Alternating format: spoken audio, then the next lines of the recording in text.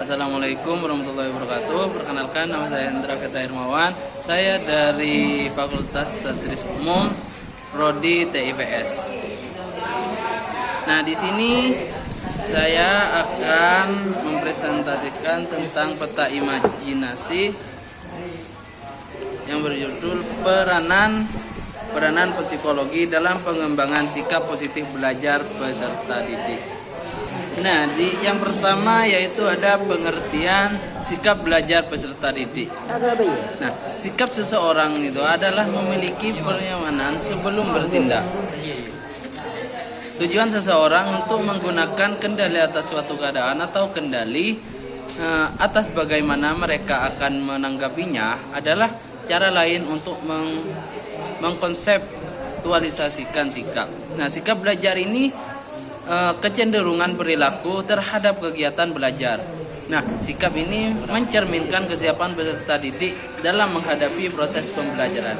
Nah, jadi sebelum peserta didik melakukan pembelajaran berlangsung, maka peserta didik ini harus menerapkan sikap belajar peserta didik agar apa? Agar peserta didik ini berjalan dengan lancar dalam pembelajaran, yaitu komponen yang berdampak pada bagaimana sikap terbentuk dan perubahan. Nah, menurut Garrett menyatakan bahwa ada dua komponen yang berdampak pada bagaimana sikap terbentuk dan perubahan peserta didik.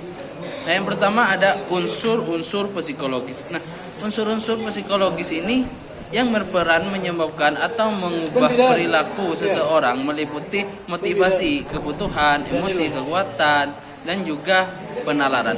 Jadi peserta didik ini akan menyebabkan perubahan perilaku dengan seperti motivasi, kayak kebutuhan, terutama seperti emosi. Nah, itu akan merubah perilaku peserta didik. Selanjutnya yaitu ada unsur budaya.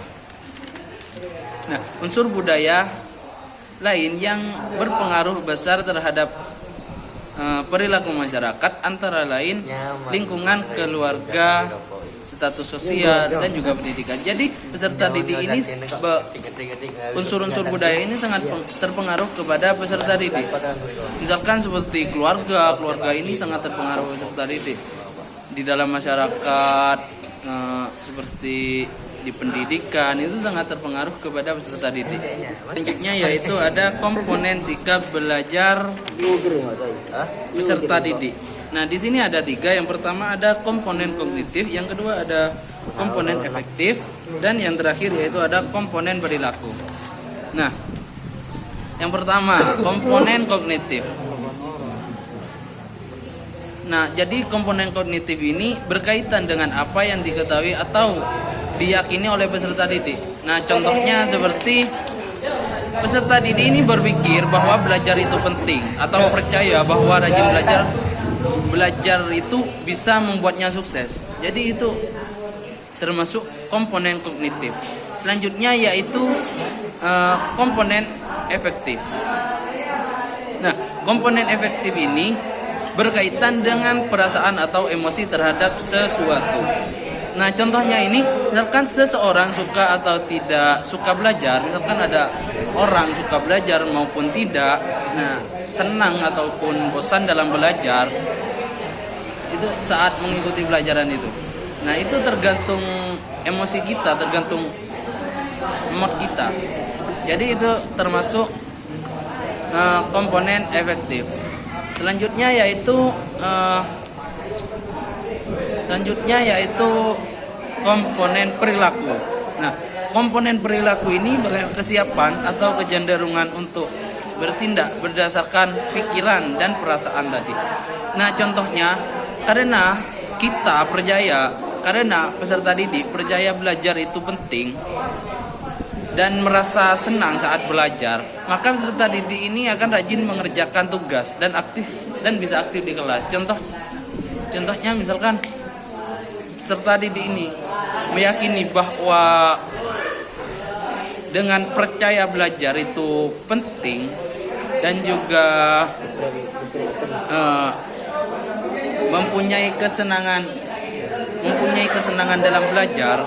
Nah, itu termasuk dari komponen perilaku. Jadi komponen perilaku ini menyangkut komponen kognitif dan juga komponen afektif. Selanjutnya yang terakhir yaitu meningkatkan motivasi belajar peserta didik. Nah, di sini upaya untuk meningkatkan motivasi belajar peserta didik dalam kegiatan belajar di sekolah maupun di rumah. Ini ada beberapa langkah yang harus dilakukan oleh guru, harus dilakukan oleh keluarga. Nah, di sini yang pertama ada memberikan penguatan positif. Nah, contohnya itu seperti pujian, seperti misalkan ada peserta didik yang belajar di dalam kelas. Nah, mengerjakan tugas dan tugasnya itu mendapatkan nilai yang bagus, misalkan dapat 100. Nah, itu kita sebagai guru itu harus memberi pujian kepada peserta didik agar peserta didik itu berpikir bahwa dirinya itu saya harus belajar lagi agar saya bisa lebih dari ini.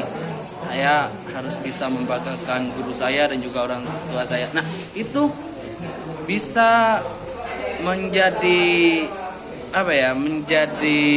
motivasi bagi peserta didik.